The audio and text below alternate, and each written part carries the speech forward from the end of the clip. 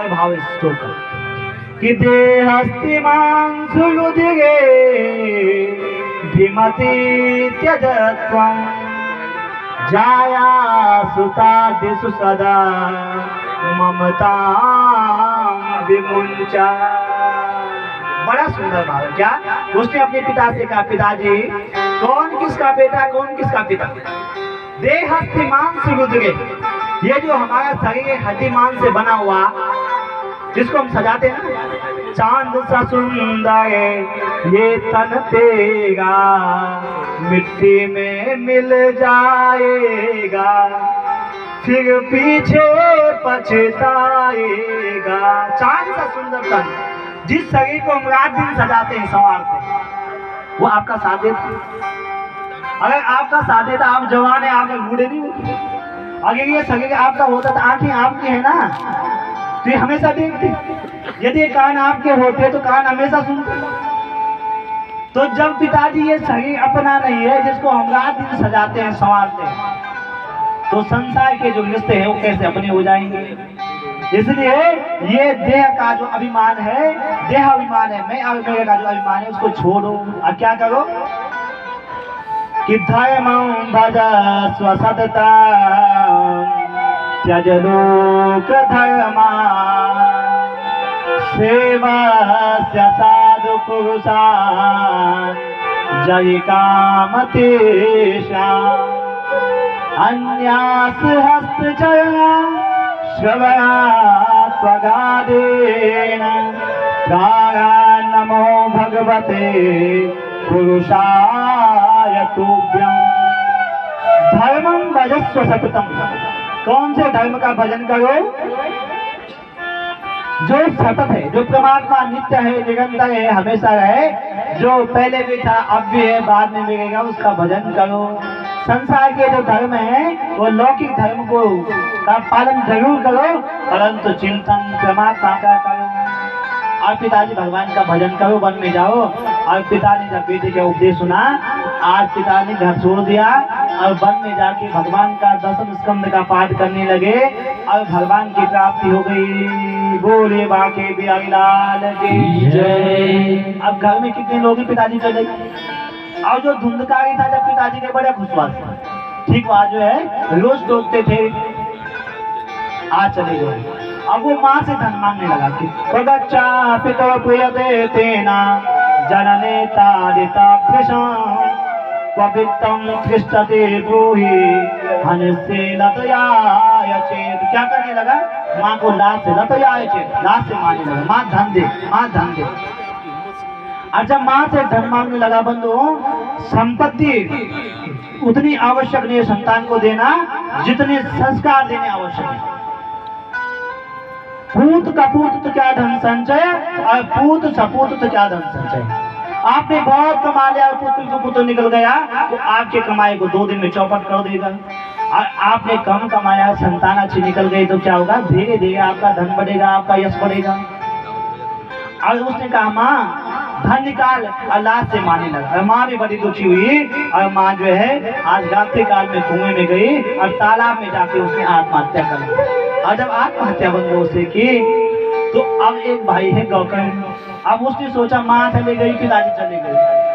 अब शास्त्र कहते हैं कि सत्संगते कथय किम न करोति पुंसां, सत्संग करो।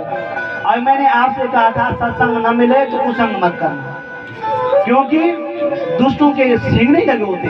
वो जो टीवी सीरियलों में दिखाते हैं ना कि राक्षसों के सींग लगे हुए, ऐसा नहीं है। शास्त्र क्या कहता है कि काक कृष्णा पिका कृष्णा गोविदा काक पी कयो वसंत समय प्राप्ते काक काका पिका पिका।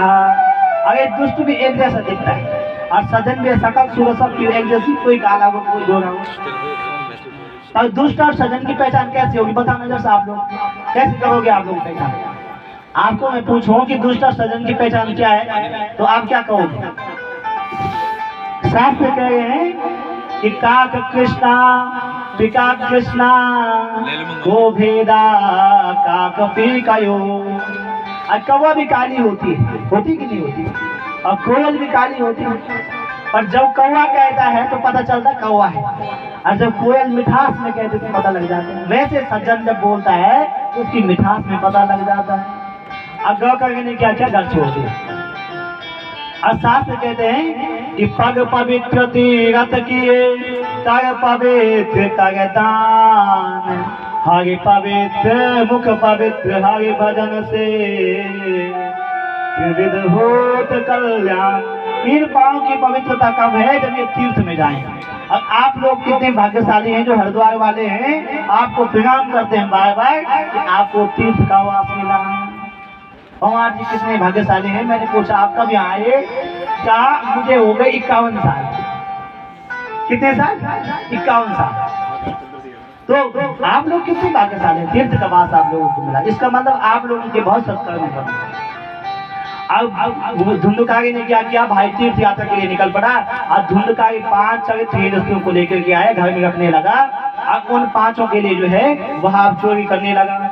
अब एक दिन उन्होंने विचार किया, उन महिलाओं ने जो देह व्यापार करती थी, उन्होंने विचार किया कि यदि ये हमेशा पकड़ा जाए और ये पकड़ा जाएगा तो हम भी पकड़े जाएंगे और सबको जेल होगी, फिर दंड मिले। तो उन महिलाओं ने रात में एक दिन क्या किया? धुंधकारी को मदिरा पान करवाया। और मदिरा पान करवाने के बाद जो है उसको तो वो तो नशे में चले गए। अब उसके मुख में जो है जलते हुए अंगार डाल दिए। अंगार डाल के जो है उसके मुख में अंगार डाल के जो है उसकी जो है आत्महत्या कर दी। उसकी जो है वो मर गया। और जब वो मर गया, उसकी हत्या हो गई, तो क्या हुआ? मरने के बाद वो प्रेत बन गया। और प्रेत बनने के बाद वो अपने पिता के भवन में घूमने लगा। और जब पिता के भवन में घूमने लगा तो पिता के भवन में जब वो घूमा तो एक दिन जो है गौकर्ण जी को अपने जन्मभूमि की याद आई। शास्त्र कहते हैं कि जननी जन्मभूमि स्वर्गादपि गरीयसी। भगवान राम ने जब लंका पे विजय प्राप्त कर ली थी तो लक्ष्मण जी ने कहा भैया अब यही गए थे, क्यों जाए? सोने की लंका है, अयोध्या क्या करना है? तो भगवान राम ने लक्ष्मण से कहा कि जननी जन्मभूमि स्वर्गादपि गरीयसी। जननी और जन्मभूमि, जन्मदात्री माँ और जन्मभूमि जो है स्वर्ग के सुख से ही बढ़ के हैं। गौकर्ण बनो अपने गांव में आया, रात्रि काल को अपने घर में गया। तो आज रात में क्या हुआ?